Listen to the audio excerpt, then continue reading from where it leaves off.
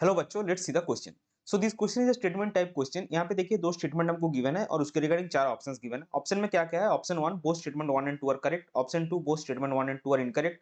Option 3 statement 1 is correct and statement 2 is incorrect. Option 4 statement 1 is incorrect and statement 2 is correct.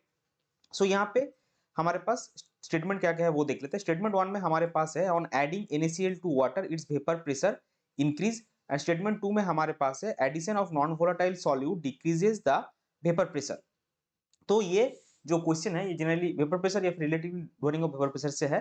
तो चलिए सबसे पहले देखते हैं इस क्वेश्चन का की कॉन्सेप्ट क्या होगा। सो इस क्वेश्चन का की कॉन्सेप्ट है relative lowering of vapour pressure या फिर आप सिंपल वेपर प्रेशर भी इसको लिख सकते हैं। अभी देखिए जो स्टेटमेंट 2 है addition of non volatile solute decreases the vapour pressure, ये करेक्ट स्टेटमेंट है। क्योंकि अगर आप नॉन वोलेटाइल एक सॉल्यूट डिसॉल्व करें इसका मतलब क्या, वो सॉल्यूट वेपराइज नहीं हो सकता। तो जो आपके सॉल्यूशन के ऊपर वेपर फेज रहेगा उसमें सिर्फ सॉल्वेंट का ही वेपर रहेगा।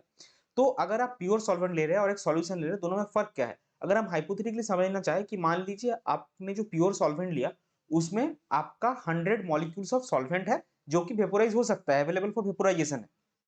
उसी में अगर आप क्या किए 40 या 50 कोई ऐसा नॉन वोलेटाइल सॉल्यूट डाल दिए जो एक एक सॉल्वेंट मॉलिक्यूल के साथ इंटरेक्ट करेगा। तो अगर हमने 50 सॉल्वेंट का सॉल्यूट का मॉलिक्यूल ऐड किया है तो वो 50 सॉल्वेंट के मॉलिक्यूल के साथ इंटरेक्शन करेगा।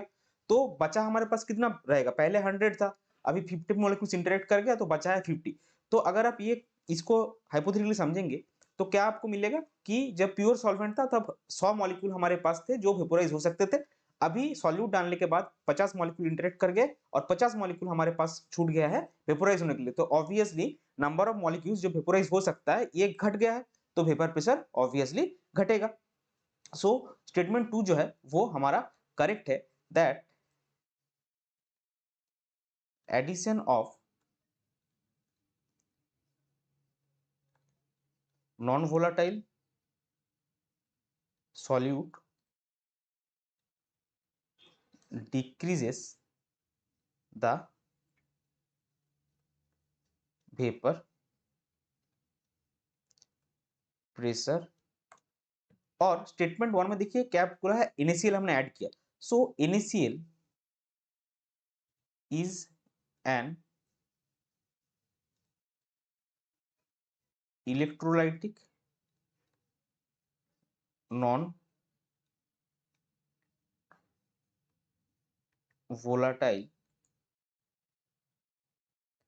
सॉल्यूट। तो NaCl क्या है? नॉन वोलेटाइल सॉल्यूट, तो ऑब्वियसली ये वेपर प्रेशर डिक्रीज करेगा। लेकिन ये एक इलेक्ट्रोलाइट भी है जो कि दो आयन प्रोड्यूस करता है, Na plus plus Cl minus, Na plus और Cl माइनस। तो यहाँ पे क्या होगा आपका, अगर आप एक नॉन इलेक्ट्रोलाइट लेते हैं तो एक मॉलिक्यूल ही इंटरेक्ट करेगा, लेकिन यहाँ पे एक मॉलिक्यूल से आपको दो NaCl के एक मॉलिक्यूल से दो आयन मिलता है। तो ऑब्वियसली अगर आप NaCl डिसॉल्व कर रहे हैं तो उसमें नंबर ऑफ पार्टिकल्स सॉल्यूशन में ज्यादा होगा सॉलिड पार्टिकल्स का, और सारे के सारे नॉन वोलेटाइल है। तो ऑब्वियसली NaCl क्या करेगा? NaCl will decrease the vapor pressure। तो स्टेटमेंट 1 में देखिए क्या बोला है कि on adding NaCl of water its vapour pressure will increase. तो ये गलत है, लेकिन स्टेटमेंट 2 जो है वो हमने देखा करेक्ट है। तो इस पर्टिकुलर क्वेश्चन के लिए हमको क्या मिलेगा? Statement 1 is incorrect but statement 2 is correct. So इस पर्टिकुलर क्वेश्चन के लिए हमारा करेक्ट फाइनल आंसर हो जाएगा option 4, that is statement 1 is incorrect and statement 2 is correct. I hope you understood it well. Best of luck, thank you.